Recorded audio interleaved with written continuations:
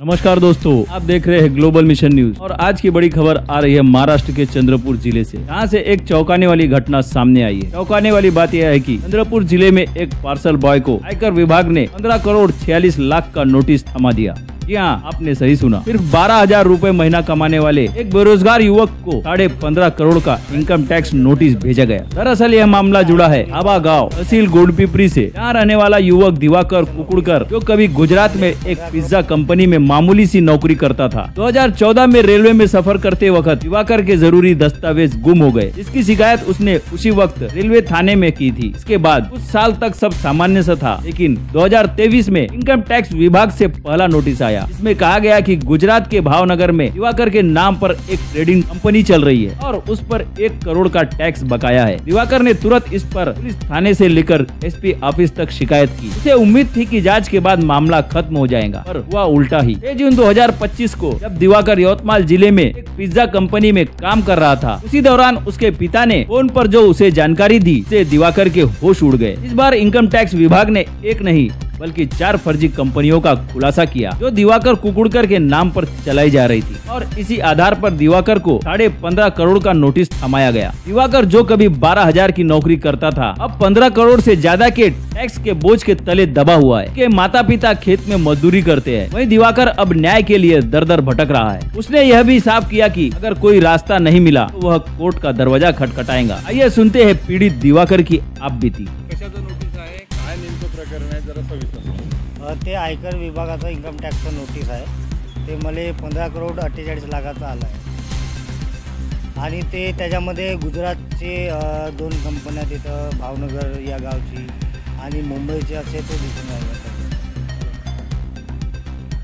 याच्या आधी नेमकं काय घडलं होतं, का नेमकं प्रकार आहे? याच्या आधी म्हणजे 2014 मध्ये माझे डॉक्युमेंट हरवले होते बल्लारशा इथं रेल्वे स्टेशनला मी प्रवास करतो तेव्हा। त्यानंतर डॉक्युमेंट हरवले, त्याची मी FIR केली होती 2014 मध्ये। त्यानंतर मग 18-19-20 मध्ये मला माहीत झालं की माझ्या नावाने कोणतरी GST रजिस्ट्रेशन काहीतरी असं केलं आहे। मग 22-23 मध्ये मला एक नोटीस आलं होतं की GST तुमची पेंडिंग आहे 1 करोड 29 लाखाची म्हणून। तर त्यानंतर जेव्हा ते मला त्यांनी गुजरातवरून बोलवले, मी गुजरातमध्येच होतो तेव्हा पिझ्झामध्ये काम करत, तर त्यांनी मला बोलवले। मग त्यांनी म्हणले की रिपोर्टी वगैरे हे FIR वगैरे करावं लागेल। मग ते FIR वगैरे काही कोणी घेतली नाही, ना धाबा पोलीस स्टेशन ना गोंडपिपरी पोलीस स्टेशन कोणी घेतलं नाही। मग त्यानंतर मी चंद्रपूरला SP साहेबांना मी पत्र लिहिलं। मग त्यांना म्हटलं की असं चालणार नाही, तर त्यांनी म्हणले रायटिंगमध्ये द्या।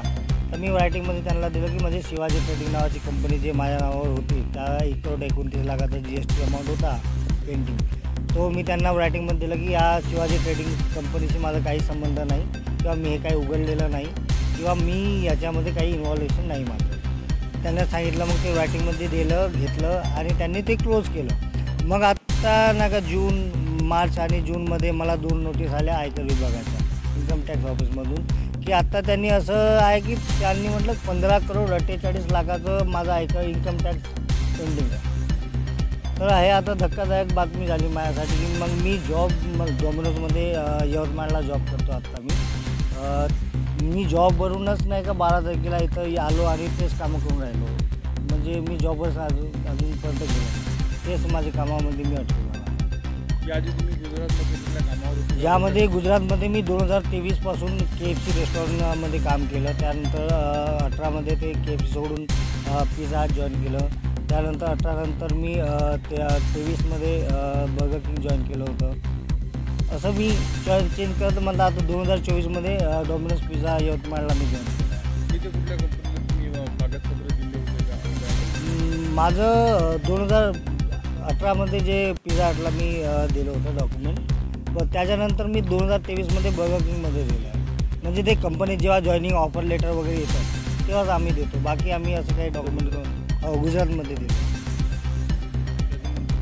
त्याच्यानंतर कुठं असं दिलं नाही। म्हणजे हे सगळं जे तुम्हाला 15.5 कोटी नोटीस आलं आहे, का नेमकी शंका काय, कशा कोण करू शकतो? म्हणजे आता कोणतरी माझे डॉक्युमेंट लीक केली होऊ शकते, तो HR असू शकते, होऊ शकते कोणता मित्र किंवा कोणते माझ्यावरून कुठे मी झेरॉक्स काढली असेल, त्यांनी माझे एक वेस्ट झालं असेल ते करू शकते।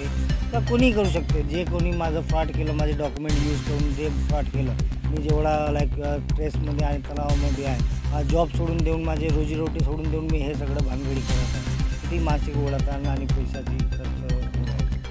तू आयकर अधिकाऱ्यांना भेट झाली आहे का? हो, मी नाही का आयकर विभागाला जाऊन भेटलं. त्यांनी असं म्हटले की ते तुम्हाला आमच्यामधून आता काही नाही इथं राहिलं म्हणे. ते असे म्हणले की तुम्ही नाही का तुम्हाला काहीतरी ऑनलाईन त्याच्यामध्ये रिप्लाय करायचा आहे चार्टर्ड अकाउंटच्या द्वारे, असं काहीतरी म्हणत होते. तेच म्हणत होते ते.